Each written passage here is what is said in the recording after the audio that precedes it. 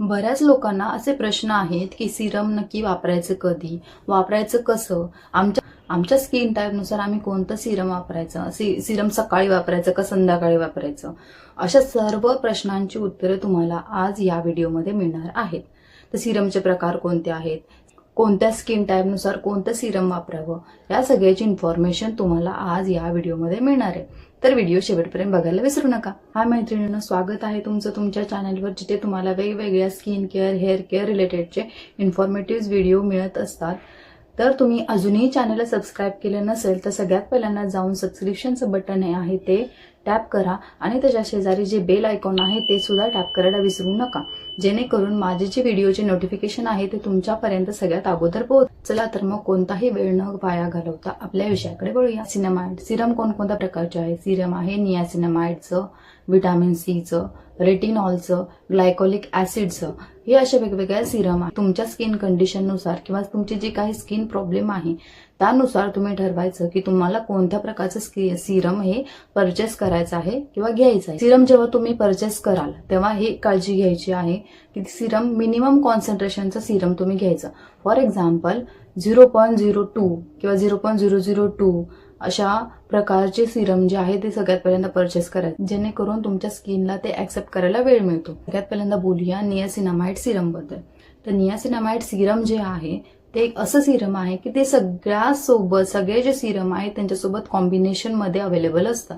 म्हणजे niacinamide with vitamin C तुम्हाला मिळतं, नियासिनामाइड विथ ग्लायकोलिक ऍसिड आहे, नियासिनामाइड विथ हायलोरोनिक ऍसिड. फर्स्ट तर हायलोरोनिक ऍसिड जे आहे सिरम ते काय करतं, तुमच्या स्किनमध्ये मॉइश्चर जे आहे ते होल्ड करून ठेवतं. म्हणजे तुमची स्किन जर डिहायड्रेटेड असेल, स्किनमध्ये मॉइश्चरची कमी असेल तर तुम्हाला हे हायलोरोनिक ऍसिड हे जे सिरम आहे ते तुम्हाला वापरायचं आहे. तर स्टार्टिंग करताना मिनिमम कॉन्सन्ट्रेशन पासूनच करायचे आहे, त्याच्यानंतर तुम्ही त्याचे कॉन्सन्ट्रेशन वाढवत गेलं तरी चालेल. आता हायलोरोनिक ऍसिड जे आहे, तुम्ही जे हायलोरोनिक ऍसिड जे आहे ते तुम्ही मॉइश्चरायझर जे वापरता त्या मॉइश्चरायझरमध्ये सुद्धा अवेलेबल आहेत. म्हणजेच काय, तुम्ही जे मॉइश्चरायझिंग क्रीम वापरता त्याच्यामध्ये सुद्धा हे कॉम्बिनेशनमध्ये अवेलेबल आहेत. ठीक आहे, तर तुम्ही हे नियासिनामाइड सिरम तुमच्या स्किनला मॉइश्चर देण्यासाठी तुम्ही हे वापरू शकता.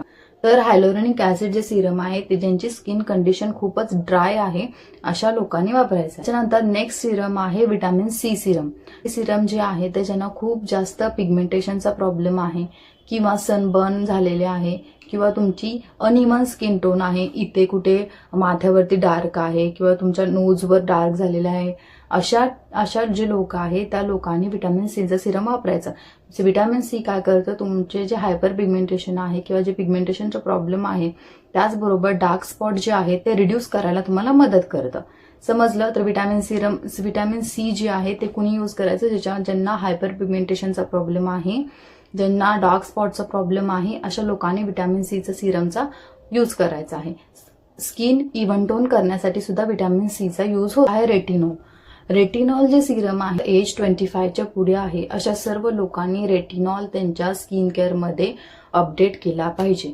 तर रेटिनॉल काय करतं, तुमची जे स्किन मधलं कोलॅजिन आहे, कोलॅजिन म्हणजे काय, एक स्किन प्रोटीन आहे जे की तुमच्या वयानुसार तुमचं जसं जसं वय होईल तसं ते कोलॅजिन रिड्यूस व्हायला सुरुवात होतं आणि तुमची स्किन जी आहे लूज होते म्हणजे स्किनचं सॅगिंग होतं.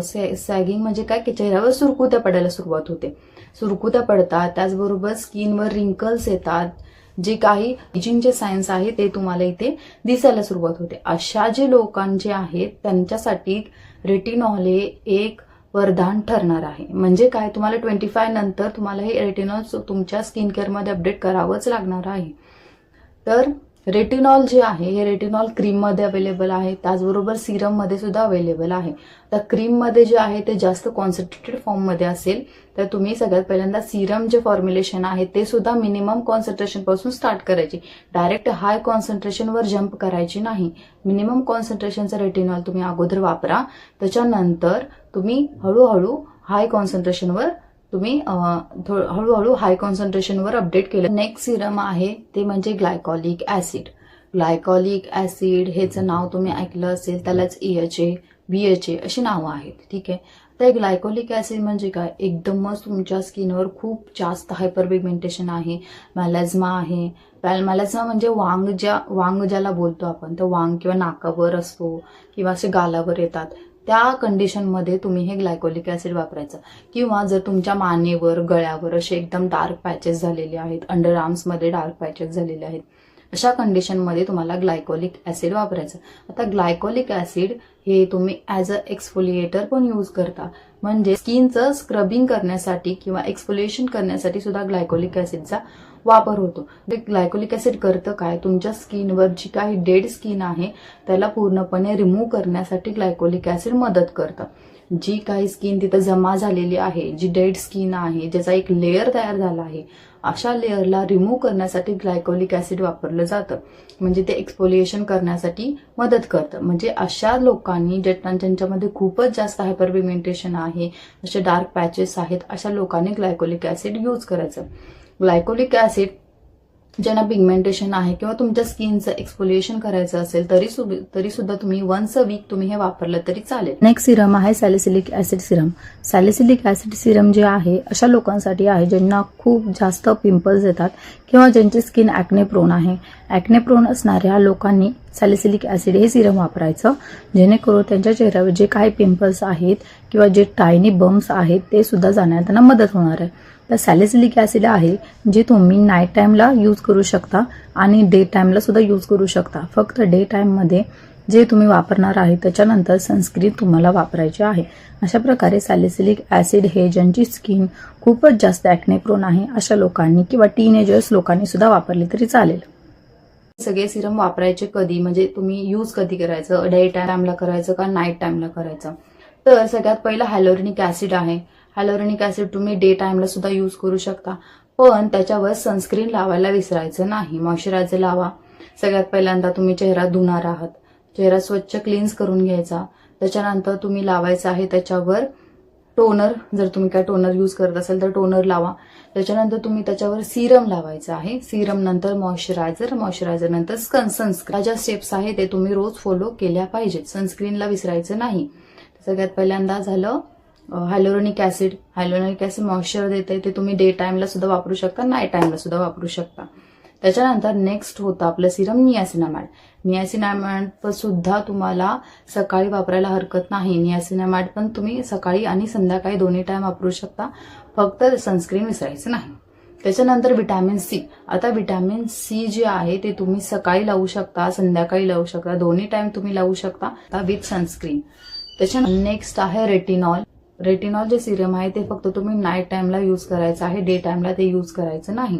ठीक आहे. आणि नाईट टाइमला सुद्धा यूज करताना तुम्हाला जर हवं असेल तर त्याच्यावर तुम्ही मॉइश्चरायझर सुद्धा लावू शकता. का तर रेटिनॉलने थोडंसं डिहायड्रेट होते स्किन, थोडेसे फ्लेकी प्रॉब्लेम सुद्धा स्किनला होतो. आता रेटिनॉल जे सिरम आहे ते वयानुसार तुम्ही वेगवेगळ्या पद्धतीने वापरायचं आहे. म्हणजेच काय, जे पूर्ण 25 एजमध्ये आहे ते तुम्ही वन्स अ वीक वापरू शकता. जे 30 मध्ये आहेत ते तुम्ही ट्वाइस अ वीक वापरू शकता और थ्राइस अ वीक वापरू शकता. पण जे अगदी 40 मध्ये आहेत, 35च्या पुढे गेलेले आहेत, त्यांनी आठवड्यातून 4 दिवस तरी रेटिनॉल वापरायला पाहिजे. तर तुमच्या स्किनवर जे कोलॅजिन जे आहे ते बिल्डअप होण्यासाठी तुम्हाला मदत होईल. ठीक आहे. तर नंतर ग्लायकोलिक ऍसिड. ग्लायकोलिक ऍसिड जे आहे ते ग्लायकोलिक ऍसिडचे सिरम आहे ते तुम्ही आठवड्यातून एकदा वापरू शकता. हे झालं आजच्या व्हिडिओमध्ये. होप तुमच्याकडे जे कोणते सिरम आहेत ते कशा प्रकारे वापरायचं याची इन्फॉर्मेशन तुम्हाला मिळाली असेल. जर तुम्हाला व्हिडिओ आवडला तर चॅनलला नक्की सबस्क्राईब करा आणि लाईक करायला विसरू नका. धन्यवाद.